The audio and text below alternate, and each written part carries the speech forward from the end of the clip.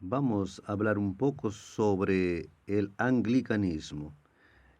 Dentro de nuestra estructura de pensamiento de historia del cristianismo, dos.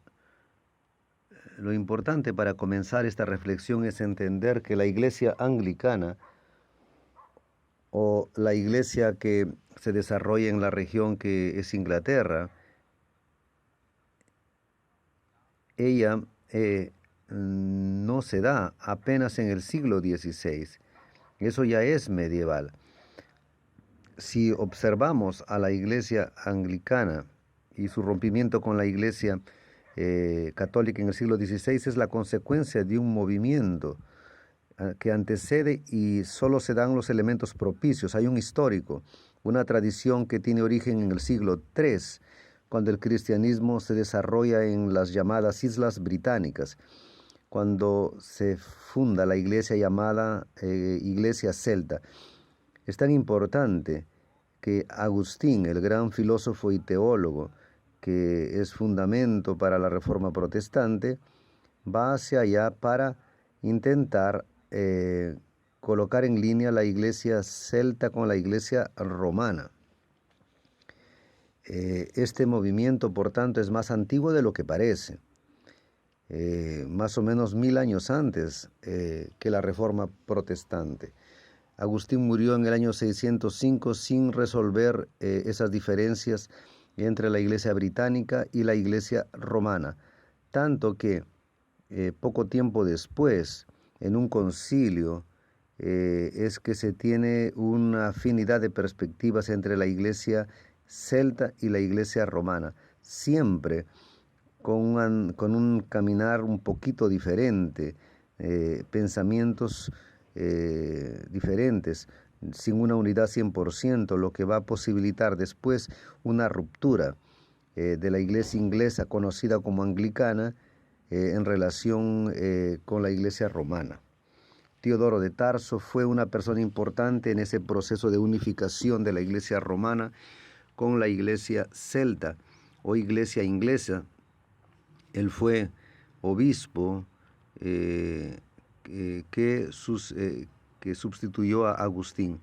La idea era unificar, uniformizar y retirar algunos elementos que separaban esas dos iglesias.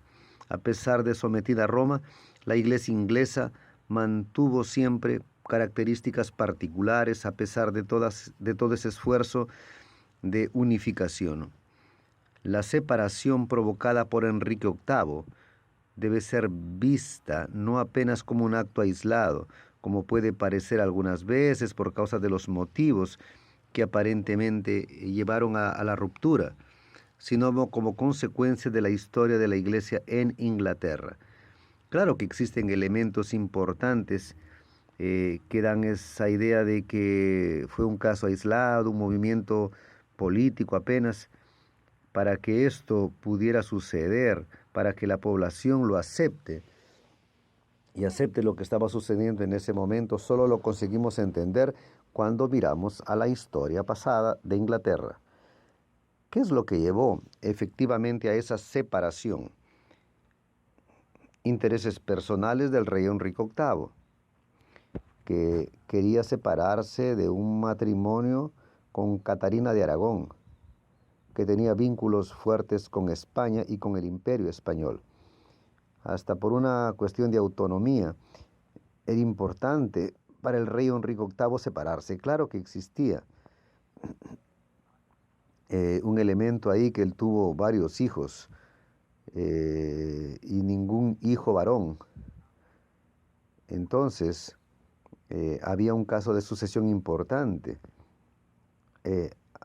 Habían problemas sucesorios de sucesión, porque si no hubiera ningún hijo hombre, podría tener problemas en su línea de sucesión. En ese tiempo conoce a Ana Bolena y deseaba casarse con ella.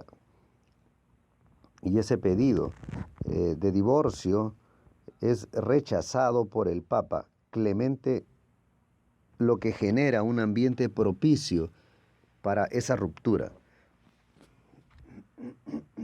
Ya existía entonces una historia de diferencia entre las iglesias romanas y celta, y este hecho creó un ambiente propicio para la ruptura y que favorece a Enrique VIII, que rompe con la iglesia y se declara jefe de la iglesia anglicana, el jefe de la iglesia en Inglaterra.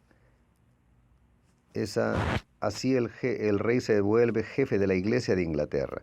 Es importante porque no va a ser algo tan sencillo para que tome forma. Sabemos que en la historia de Inglaterra en el siglo XVII, XVIII, hay una tentativa de retomada de la Iglesia Católica, conflictos entre católicos y anglicanos.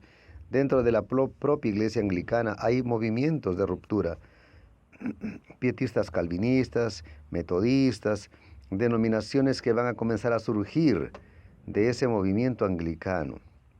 Es interesante entender la complejidad, que no es algo tan sencillo, tan objetivo cuanto parece ser. Tanto es verdad que existe un debate, si usted lo busca en la internet lo va a encontrar, que se va a colocar así: ¿los anglicanos son protestantes o católicos? Porque tienen algunas semejanzas con la Iglesia Católica, como la jerarquía de padre, la existencia de obispos, arzobispos, pero no aceptan la autoridad del Papa y entienden que su liderazgo principal es el arzobispo de Cantuaria, que es una referencia a Agustín, que fue obispo de Cantuaria, como lo observamos aquí, y sucedió en el siglo VI. No hay imposiciones para las iglesias nacionales. Entonces tenemos una iglesia inglesa, pero ella no impone una forma de organización para las iglesias nacionales. Existen iglesias anglicanas en varios lugares del mundo, inclusive en Brasil y otros países, y son libres para escoger sus caminos. Claro que existen debates y orientaciones, pero no una imposición. No hay pues una iglesia anglicana como existe una iglesia católica, por ejemplo. Existen iglesias anglicanas. Aquí tenemos en Brasil la Iglesia Episcopal Anglicana. La Iglesia Episcopal Anglicana es una iglesia que hace parte de la comunión anglicana. Existe entonces una comunión anglicana. Es un grupo que se reúne y discute los principios de la iglesia como una determinación, como un debate. Hoy la comunión anglicana está presente en 160 países con más de 80 millones de fieles. Entonces, sería la tercera mayor comunidad cristiana del mundo. Es significativo cuando miramos el anglicanismo en el mundo y cómo está organizado. Hay semejanzas con la Iglesia Católica, pero en el sentido protestante rompe con la Iglesia de Roma. Para entender el origen de la Iglesia anglicana, que ella no es apenas algo puntual de un rompimiento a partir de un acto político de Enrique VIII, sino que existe una tradición inglesa que ya viene desde el periodo medieval, que genera el ambiente propicio para la ruptura. Y es claro que este rompimiento solo sucedió cuando, y la comunidad lo aceptó cuando ellas están preparadas para tal. Y quiero pues resaltar la importancia de la Iglesia anglicana para hoy. Hasta la próxima.